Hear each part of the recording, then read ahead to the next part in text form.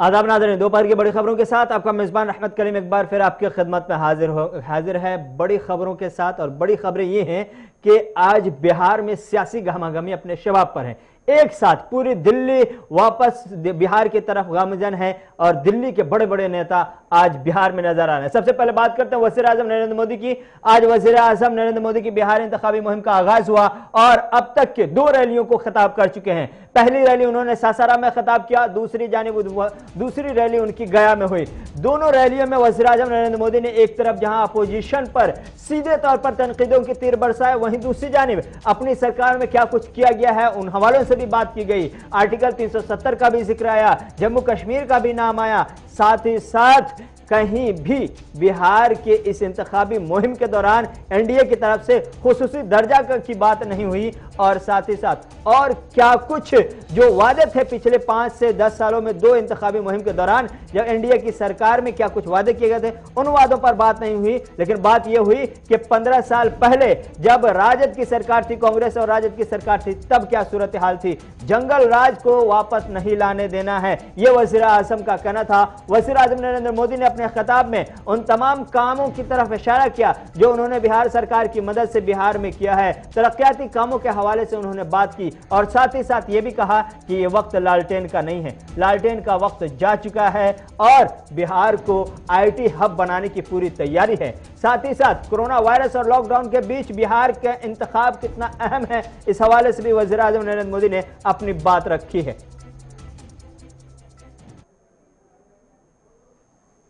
के चुनाव इस बार 2 कारणों से अहम है।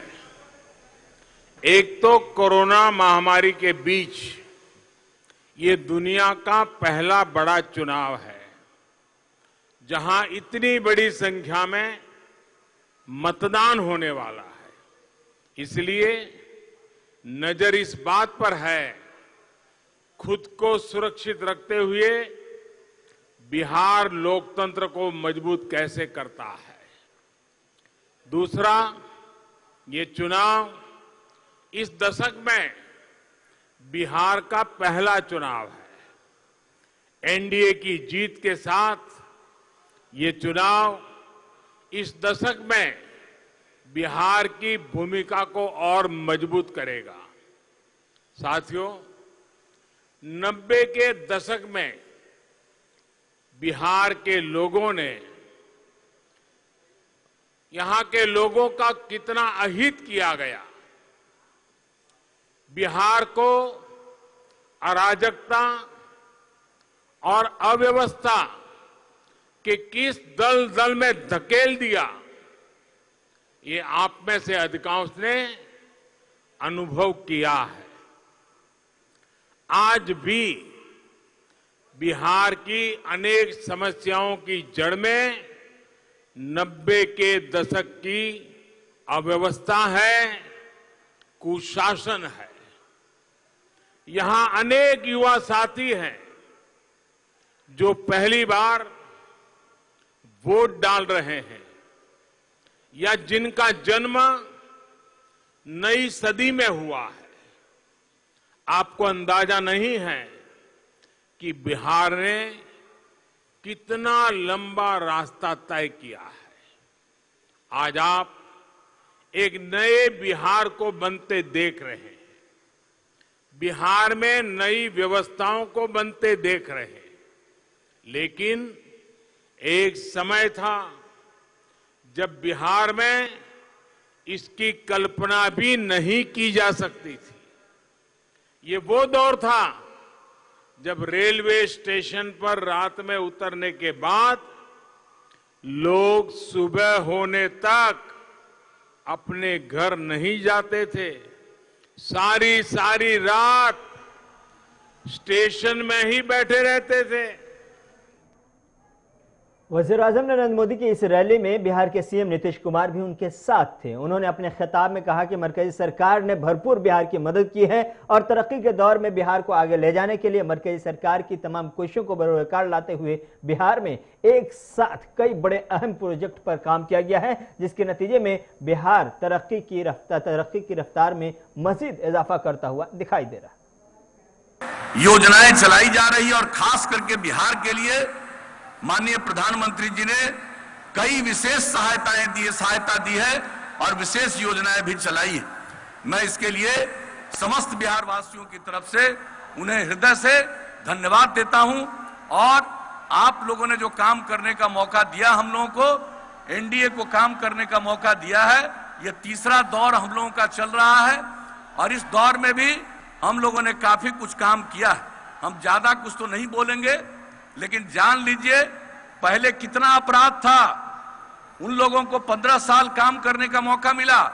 अपराध कितना था, सामूहिक नरसंहार, अपहरण की घटनाएं, कितने डॉक्टर को यहां से भागना पड़ा, कितने व्यापारियों को भागना पड़ा और हम लोगों ने अपराध पर नियंत्रण किया।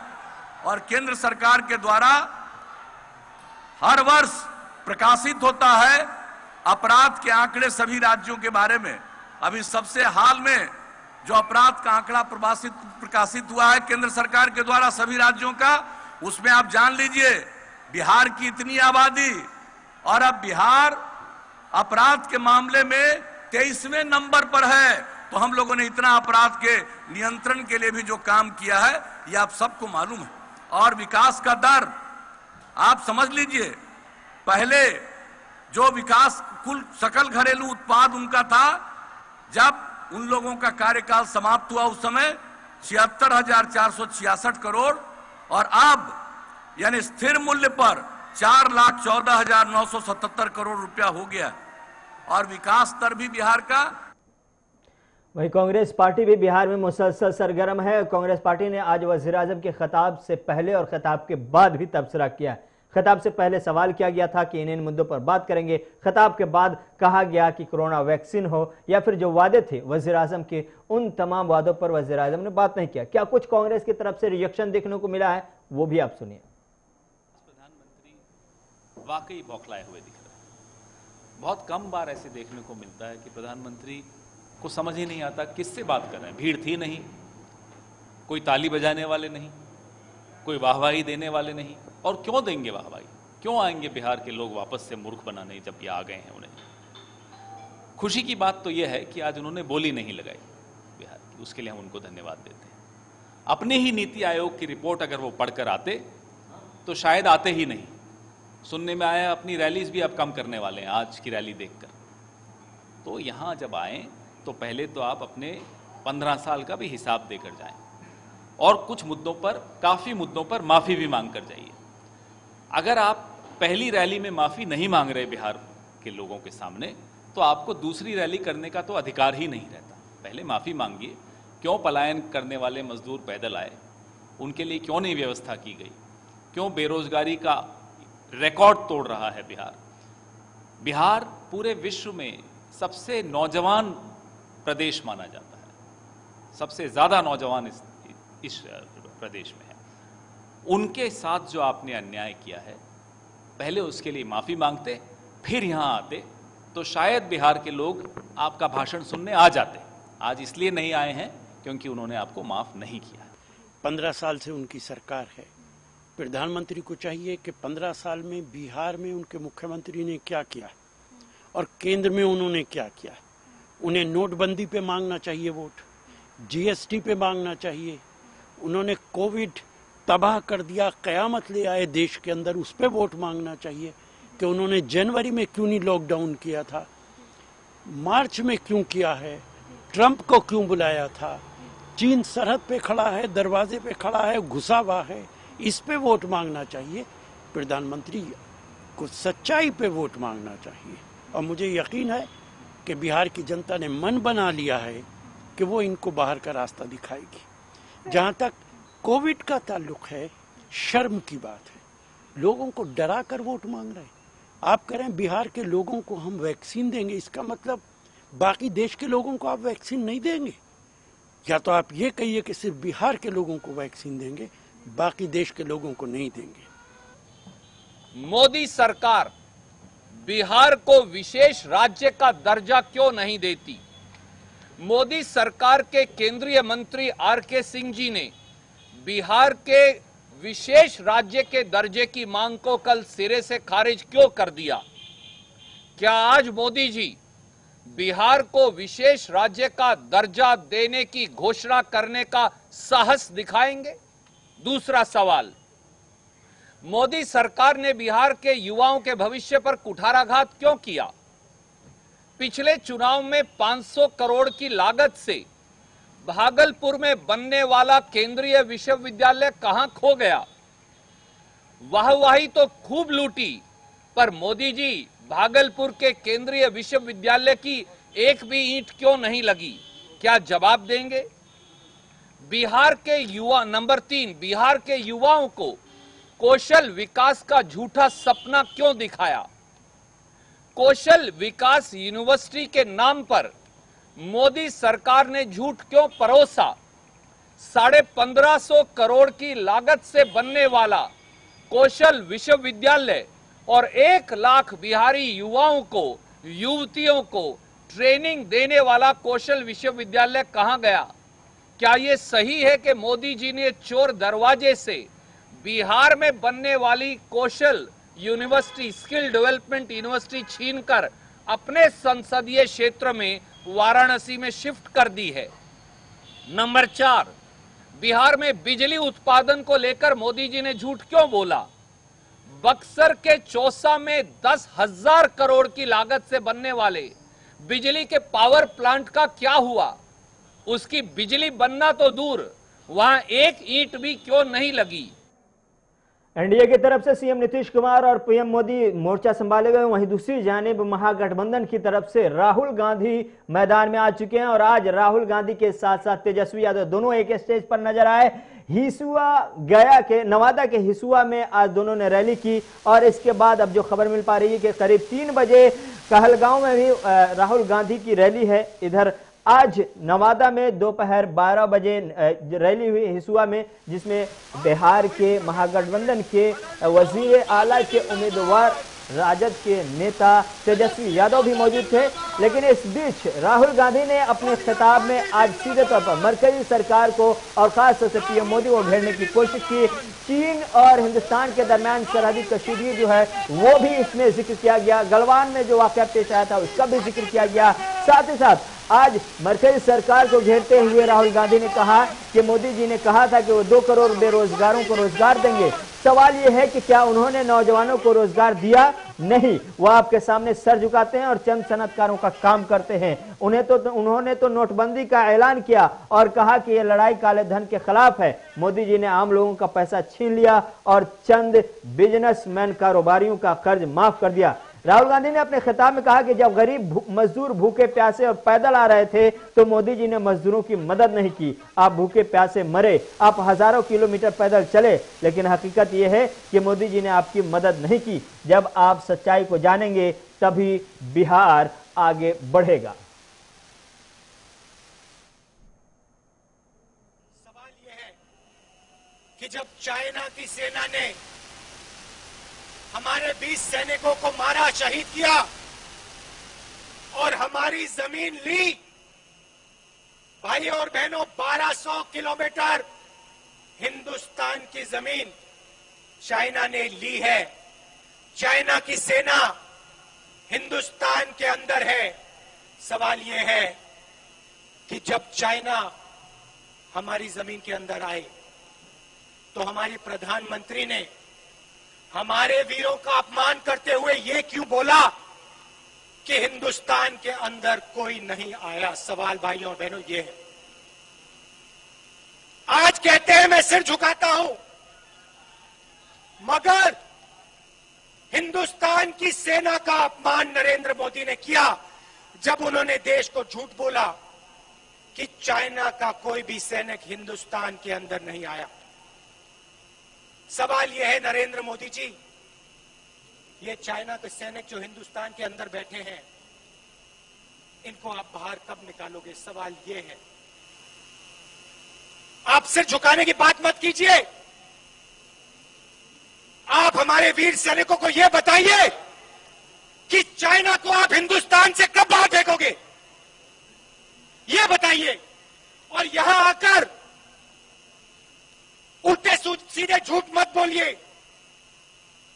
यहां बिहारियों को झूठ मत बोलिए।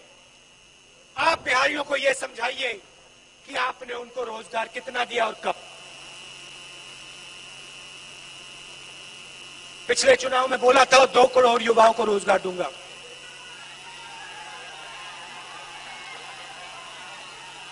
मिला? किसी को मिला?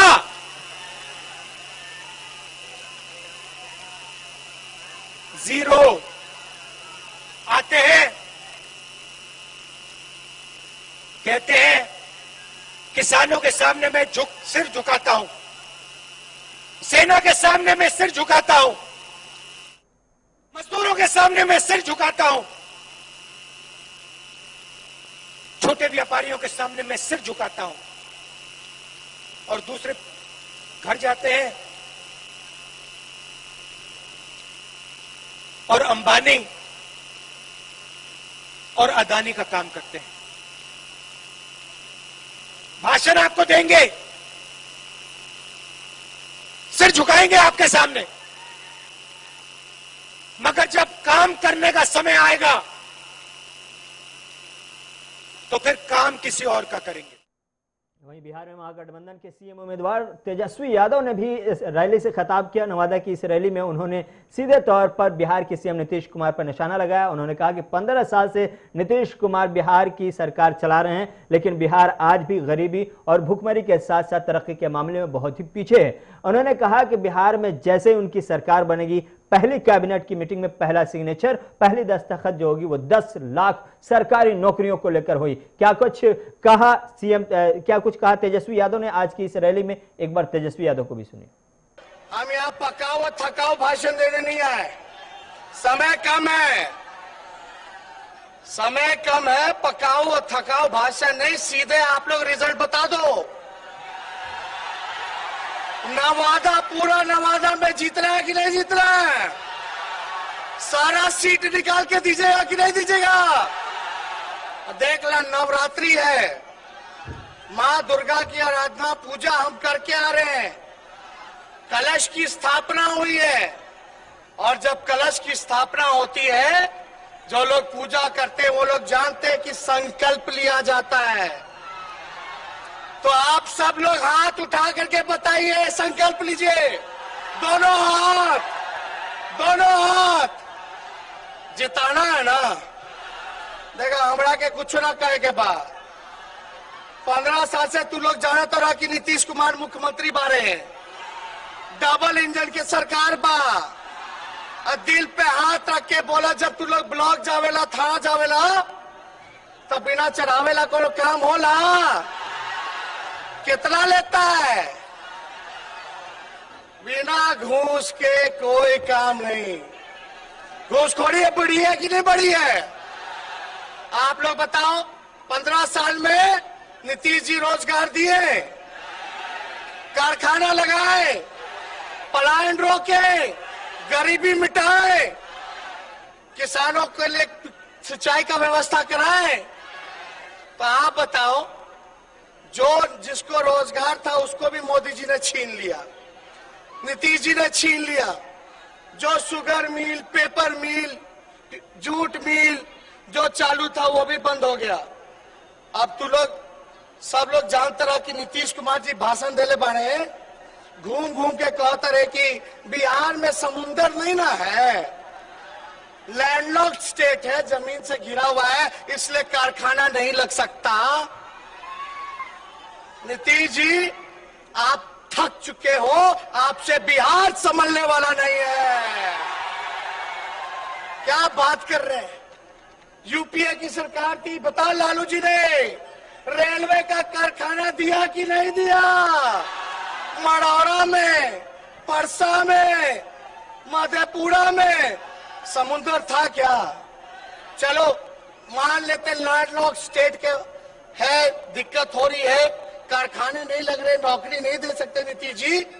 तो हम तो इतना कहना चाहते हैं कि पंजाब भी लैंडलॉक स्टेट है, राजस्थान भी लैंडलॉक स्टेट है, हरियाणा भी लैंडलॉक स्टेट है, और बिहार से 1/4 जितना छोटा छोटा राज्य है, लेकिन बिहार का गरीब मजदूर किसान भी मजदूर बनने पर कोई उपाय नहीं। मजदूरी जाता है कि नहीं पंजाब, जाता है कि नहीं हरियाणा। वहीं बिहार असेंबली में अपनी किस्मत आजमा रहे हैं एमआईएम चीफ असदुद्दीन ओवैसी ने भी पीएम मोदी को लेकर के आज तनकीद की है। उन्होंने उस रैली में पीएम मोदी के हवाले से कहा कि उन्होंने एलजेपी का नाम नहीं लिया। साथ ही साथ उन्होंने ये भी कहा कि सीएम नीतीश कुमार के खिलाफ बीजेपी एक साजिश चल रही है। कहीं ना कहीं जो 19 लाख की नौकरी का वादा किया गया है, ये इशारा है कि बीजेपी अपना सीएम बनाना चाहती है। क्या कुछ कहा असदुद्दीन ओवैसी ने वज़ीर-ए-आज़म नरेंद्र मोदी के रैली के हवाले से, उनको भी सुनिए। तो ये है कि प्रधानमंत्री जो है 2 घोड़ों की सवारी कर रहे हैं और एक घोड़े को ले जाकर कहीं दूर छोड़ देंगे और एक घोड़े पर बैठकर खुद बिहार पर राज करने का ख्वाब देख रहे हैं। दूसरी बात यह है कि खसीदे पड़े हैं नीतीश कुमार के ताल्लुक से, मगर अपना अलहदा इलेक्शन मैनिफेस्टो जारी करते और कहते हैं कि 19 लाख नौकरियां 1 साल में दे देंगे। तो इसकी जरूरत क्यों पड़ी? तो इससे साफ जाहिर हो रहा है कि बीजेपी अब ये चाहती है कि बिहार में वो अपना चीफ मिनिस्टर बना दे और नीतीश कुमार को ले जाकर घर में रिटायरमेंट उनका कर दे। ये पूरी प्रधानमंत्री और बीजेपी आरएसएस पर काम कर रही है। और तीसरी बात यह है कि प्रधानमंत्री की सभा में ये नहीं कहा गया कि आपने अपने इलेक्शन मैनिफेस्टो में बीजेपी ने कहा कि हम कोविड का वैक्सीन जब निकलेगा भारत में, अगर बीजेपी को सत्ता मिलती है बिहार में तो वो फ्री में बिहार की जनता को देंगे। प्रधानमंत्री तो कम से कम ये बता देते कि इंसान की जिंदगी जो है वो चाहे बिहार का हो या यूपी का हो या गुजरात का हो, संविधान के लिहाज से हर एक की जिंदगी बराबर है। तो ये किस तरह की राजनीति प्रधानमंत्री कर रहे हैं कि सत्ता मिलने पर ही आप इंजेक्शन देंगे या वैक्सीन देंगे? तो सत्ता अगर नहीं मिलेगी, जो हमको यकीन है कि इंशाल्लाह उनको नहीं मिलेगी, तो अगर आप वैक्सीन नहीं देंगे। और प्रधानमंत्री आज के अपने भाषण में 20 लाख करोड़ के पैकेज को क्यों भूल गए? कहाँ गया वो 20 लाख करोड़ का पैकेज? तो ये कॉन्ट्रडिक्शन है और ये बिहार की जनता देख रही है और इंशाअल्लाह ताला हमको यकीन है कि हमारा जो अलायंस कुशवाहा साहब का इसको बेफायदा होगा। सर, बीजेपी ने काफ़ी तारीफ की, प्रधानमंत्री जी ने खासतौर से नीतीश जी की तारीफ की, नीतीश कुमार ने भी तारीफ की, डायस शेयर किया गया, उस पर आपकी प्रतिक्रिया? आज जो चुनावी रैली का एक तरह से आगाज हुआ है प्रधानमंत्री की तरफ से। नहीं तो प्रधानमंत्री डाइस तो शेयर किए, मगर लोजपा के बारे में क्यों नहीं कहे? प्रधानमंत्री ये क्यों नहीं कह दिए कि लोजपा से हमारा कोई ताल्लुक नहीं है? तो प्रधानमंत्री, मैं फिर से कह रहा हूं कि प्रधानमंत्री और उनकी पार्टी 2 घोड़ों की सवारी कर रही है और नीतीश कुमार को नहीं बल्कि बिहार की सियासत से अलग हटकर एक काम की खबर बताता हूं और काम की खबर दिल्ली से आ रही है। दिल्ली के सीएम अरविंद केजरीवाल ने आज 1500 बेड पर मुश्तमिल मेडिकल ब्लॉक का इफ्तिताह किया है एलएनजेपी अस्पताल में। इस अस्पताल में 1500 बेड के मेडिकल ब्लॉक का इफ्तिताह दिल्ली और साथ ही साथ मुल्क के अवाम के लिए एक बड़ा तोहफा है, क्योंकि कोरोना वायरस के इस दौर में और आलूदगी के इस मार में जहां अस्पतालों के ऊपर बोझ बढ़ता है, वहीं दूसरी जानिब केजरीवाल सरकार की तरफ से ये 1500 बेड का जो मेडिकल ब्लॉक बनाने का ऐलान किया गया, इसका जो इफ्तिताह किया गया है, इसकी जो बुनियाद डाली गई है, ये कहीं ना कहीं आने वाले दिनों में बिहार हो या यूपी हो या फिर दूसरे स्टेट हो, तमाम स्टेट के शहरियों के साथ साथ खास तौर पर दिल्ली की आवाम को बड़ा फायदा पहुंचाने वाला यह अस्पताल है। क्या कुछ केजरीवाल ने कहा इस हवाले से, एक बार केजरीवाल को भी सुनिए। आज एलएनजेपी हॉस्पिटल में एक नया मेडिकल ब्लॉक शुरू किया जा रहा है। 25 फ्लोर्स का है, 2 बेसमेंट, ग्राउंड फ्लोर और 22 मंजिल ऊंचा ये हॉस्पिटल ब्लॉक होगा। इसमें 1500 बेड्स ऐड किए जा रहे हैं। एलएनजेपी हॉस्पिटल में मौजूदा 2000 बेड है, तो ये 1500 बेड होने के बाद 3500 बेड का हॉस्पिटल ये हो जाएगा। One of the biggest hospitals. इसका खासियत ये है कि ये सेंट्रली एयर कंडीशनड होगा और इसमें ये मतलब इसमें दुनिया की सबसे बेस्ट मेडिकल फैसिलिटीज़ होंगी। बहुत सारे ऑपरेशन थिएटर्स होंगे, आईसीयू होंगे और बेस्ट इसके अंदर दुनिया की सबसे बेस्ट मॉडर्न टेक्नोलॉजी वाला हॉस्पिटल ये होगा। और ये बहुत ही किफ़ायती दाम में बनाया जा रहा है। अभी पूरे देश में जो भी सरकारें, चाहे केंद्र सरकार हो चाहे राज्य सरकारें हों, जब भी हॉस्पिटल बनते हैं तो उसकी कॉस्ट आती है 1.25 करोड़ रुपए से 1.5 करोड़ रुपए पर बेड। ये वाला केवल 30 लाख रुपए पर बेड में ये हॉस्पिटल बन रहा है और सबसे अच्छा हॉस्पिटल बन रहा है। मैं दिल्ली की जनता को बधाई देता हूं कि अब एक अमेरिका से आई हुई वीडियो हम आपको दिखाने जा रहे हैं। अमेरिका से एक ट्रक की वीडियो आई है। ये ट्रक कहीं ना कहीं दिखाती है कि किस तरह से पाकिस्तान के खिलाफ वाशिंगटन डीसी में ये मुहिम चलाई जा रही है। वाशिंगटन डीसी में ये मुहिम चला करके बाकायदा तौर पर एक ट्रक को घुमाते हुए देखा गया, जिस पर पाकिस्तान के बैनर तले किस तरह से जम्मू कश्मीर हो या पाकिस्तान हो या साउथ एशिया या जनूबी एशिया के ममालिक हो, वहाँ दहशतगर्दाना कार्रवाइयाँ की जा रही है। उन तमाम कार्रवाइयों को लेकर के अवाम को, अमेरिका के अवाम को कहीं ना कहीं बताने के लिए और दुनिया भर में ये सच सामने लाने के लिए कोशिश की गई है। तो ये तस्वीर आई है, एक ट्रक डिजिटल बैनर दिखाया जा रहा है जिसमें 22 अक्टूबर के हवाले से भी जिक्र किया गया है, जो जम्मू कश्मीर में पाकिस्तान की तरफ से नापाक कोशिशें कबायलियों की तरफ से किए गए थे। उन हवाले से ये बैनर काफ़ी अहमियत के हामिल है। लेकिन टेररिज्म को लेकर के पाकिस्तान का जो रोल रहा है, वो रोल जनूबी एशिया में जो देखने को मिला है, उसको पोल खोलने वाला ये ट्रक है जिस पर डिजिटल बैनर लगे हुए हैं और डिजिटल स्क्रीन की मदद से पूरी दुनिया में अमेरिका के वाशिंगटन से ये तस्वीर पहुंचाने की कोशिश की गई है कि पाकिस्तान किस तरह दहशतगर्दी के हक में काम कर रहा है, दहशतगर्दों की पनाही कर रहा है और किस तरह दहशतगर्दी को बढ़ावा देने के लिए अब तक कोशिश करता रहा है। तो ये तमाम की तमाम तस्वीरें वाशिंगटन से दिखाने की कोशिश की गई। इसी के साथ बड़ी खबरों पर मुश्तमिल ये खास बुलेटिन खत्म हुआ चाहता है। रहमत करीम को इजाज़त दीजिए। खुदा हाफिज।